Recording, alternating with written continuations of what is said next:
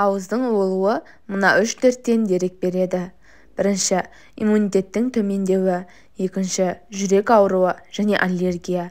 Сіздермен бірге пайдалы кеңестер арнасы.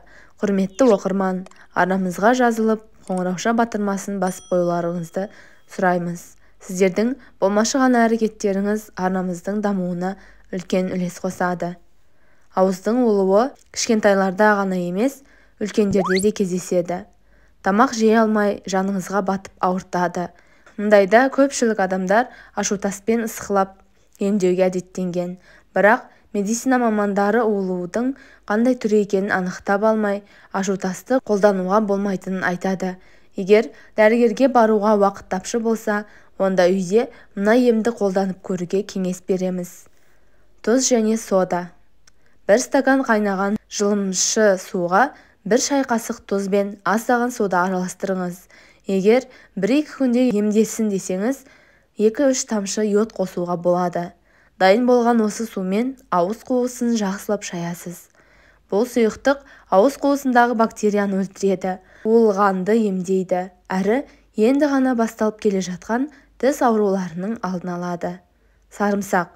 1 бас сарымсақты қабығынан тазартып, үккіштен өткізіңіз. Оны қаймақпен араластырып, күніне 3 рет жеу керек. Тіпті күнделікті тағамға, салатқа сарымсақ қосып отыруға кеңес береміз.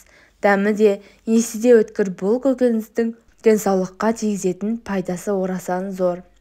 Сәбіз және қырыққабат шырыны.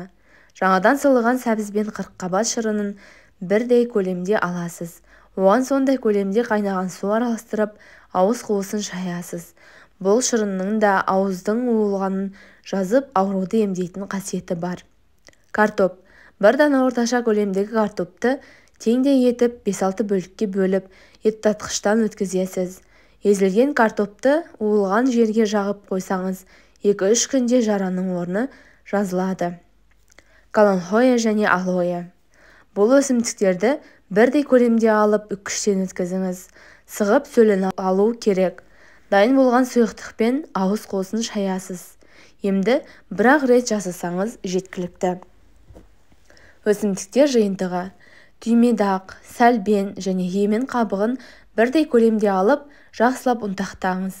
Өгіндіні 1 стакан қайнаған суға салып, тұндырып қоясыз. Шамамен 30 минуттан соң дайын болған жылы тұнбамен ауыз қуысын шайыңыз.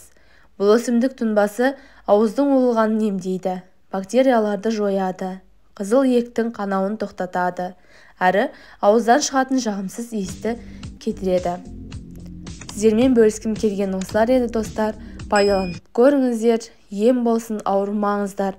Келесі видеоға дейін аман сау болыңыздар.